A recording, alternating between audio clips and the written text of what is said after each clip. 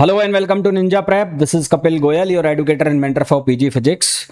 तो कल एक मैंने वीडियो किया था जिसमें मैंने मैकेनिक्स के आपको टॉप 20 डेरिवेशंस वाले क्वेश्चन बताए थे जो कि आपसे यूपी जीआईसी मेंस फिजिक्स के एग्जाम में पूछे जा सकते हैं। उस वीडियो का काफ़ी अच्छा रिस्पॉन्स रहा, मिला जुला रिस्पॉन्स रहा। अब जितने उसमें कमेंट्स आए हैं, बाकी बच्चों का कहना है कि जो अदर सब्जेक्ट्स हैं जो आपके सिलेबस में हैं उनके लिए भी ये इसी तरह से जो क्वेश्चंस हैं वो बताए जाए। तो अभी इस वीडियो में मैं आपको इलेक्ट्रिसिटी एंड मैग्नेटिज्म के टॉप 20 डेरिवेशंस बताने वाला हूँ। देखो, मैं आपको डेरिवेशन वाले क्वेश्चन अभी बता रहा हूँ।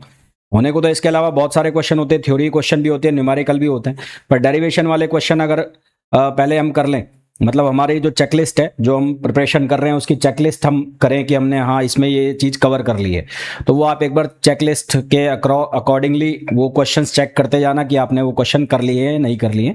उनके आसपास के जो एप्लीकेशंस हैं उनके ऊपर न्यूमेरिकल्स बन सकते हैं, तो वो आपको फिर अपने आप आइडिया लग जाएगा कि क्या आपको करना है और क्या आपको नहीं करना है। तो वीडियो को कंटिन्यू करूं उसके पहले सभी से रिक्वेस्ट रहेगी, प्लीज वीडियो को लाइक जरूर कर दें, चैनल को सब्सक्राइब जरूर कर दें। आपके वीडियो को लाइक करने से, चैनल को सब्सक्राइब करने से इन वीडियोस की रीच बनती है और आपकी तरह और भी लोग जो प्रिपरेशन कर रहे हैं वहां तक ये वीडियोस पहुंच जाते हैं। तो इलेक्ट्रिसिटी मैग्नेटिज्म में सबसे पहला जो क्वेश्चन है वो सबसे पहले इलेक्ट्रोस्टैटिक्स के क्वेश्चन हम डिस्कस कर लेते हैं। इसका जो पीडीएफ है वो मेरा जो टेलीग्राम चैनल है निंजा प्रेप टीजीटी पीजीटी उसके ऊपर अवेलेबल हो जाएगा, तो वहां से आप इसको डाउनलोड कर लेना, इस पीडीएफ को।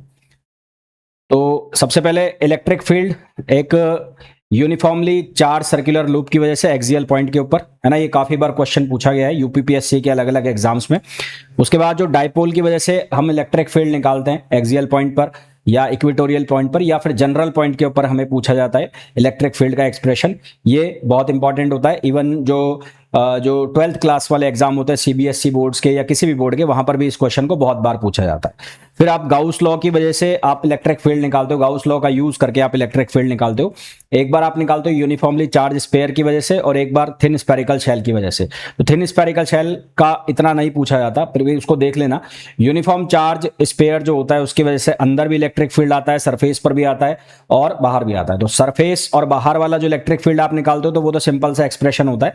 मेन जो प्रॉब्लम आती है वो अंदर जब उसके इलेक्ट्रिक फील्ड निकालते हैं वो वाले एक्सप्रेशन में, तो उसको आप एक बार देख लेना, क्योंकि जो बाहर और सरफेस का है वो सिमिलर होगा किसके, जो आप एक किसके लिए, शेल के लिए, है ना, स्फेरिकल शेल के लिए जो इलेक्ट्रिक फील्ड निकालोगे उसके सिमिलर एक्सप्रेशन आएगा जब आप बाहर और सरफेस के ऊपर एक्सप्रेशन निकालोगे। पोटेंशियल एनर्जी का एक्सप्रेशन पूछ लिया जाता है यूनिफॉर्मली चार्ज स्फीयर के लिए, है ना, उसका एक्सप्रेशन अलग आएगा पोटेंशियल एनर्जी का। थिन स्फेरिकल शेल का अलग होता है और जो यूनिफॉर्मली चार्ज स्फीयर है उसका अलग होता है। तो ये इलेक्ट्रोस्टैटिक्स के डेरिवेशन होते हैं जो ज्यादातर पूछे जाते हैं। उसके बाद मैग्नेटिक फील्ड में जो आपके सिलेबस में दिया है उसके अकॉर्डिंग बात करें तो बायो सावर्ट लॉ की डेफिनेशन, और उसमें जो सबसे पहला उसमें आता है एक लॉन्ग करंट कैरिंग वायर का जो मैग्नेटिक फील्ड का फॉर्मूला बनता है μ0/4πr sin φ1 प्लस sin φ2 करके फॉर्मूला आप बनाते हो, तो वो फॉर्मूला का डेरिवेशन पूछ लिया जाता है। फिर जैसे इलेक्ट्रिक फील्ड में आपसे करंट कैरिंग लूप के ऊपर, जो चार्ज लूप के ऊपर, सर्कुलर चार्ज लूप के ऊपर, एक्सियल पॉइंट के ऊपर इलेक्ट्रिक फील्ड पूछा जाता है, उसी तरह से मैग्नेटिक फील्ड में भी एक करंट कैरिंग लूप के एक्सियल पॉइंट के ऊपर मैग्नेटिक फील्ड पूछा जाता है। फिर बायो सावर्ट लॉ का यूज करते हुए कोएक्सियल दो जो लूप्स हैं, सिमिलर कॉइल्स हैं जो कोएक्सियल हैं, उनके बीच में मैग्नेटिक फील्ड पूछा जाता है। हेल्महोल्ट्ज कॉइल जिसको कहते हैं, इसको हेल्महोल्ट्ज कॉइल नाम से भी यहाँ पर ये एक्सप्रेशन पूछा जा सकता है। उसके बाद एम्पियर्स लॉ के ऊपर क्वेश्चन बनता है। एम्पियर्स लॉ का यूज करते हुए, सर्किट लॉ का यूज करते हुए हमें यह पूछा जाता है कि जो म्यूचुअल इंडक्टेंस है और जो हमें इंडक्टेंस दे रखी है L1 L2, उनके बीच में रिलेशन है M=K√L1 L2, ये रिलेशन प्रूव करवाया जाता है। फिर एम्पियर्स लॉ का डिफरेंशियल फॉर्म हमसे पूछा जाता है और इसमें जो इक्वेशन ऑफ कंटिन्यूटी है उसका क्या रोल होता है ये हमें बताना होता है। हेल्महोल्ट्ज कॉइल का क्वेश्चन पूछा जाता है बायो सावर्ट लॉ का। फिर उसके बाद जो एक सॉलिड कंडक्टिंग वायर है उसमें एम्पियर्स लॉ का यूज करते हुए उसके बाहर और उसके अंदर मैग्नेटिक फील्ड पूछा जाता है, ठीक वैसा ही है जैसे कि सॉलिड स्फीयर के केस में जब बाहर और अंदर इलेक्ट्रिक फील्ड पूछा जाता है, तो ठीक ठीक वैसा ही क्वेश्चन ये भी है।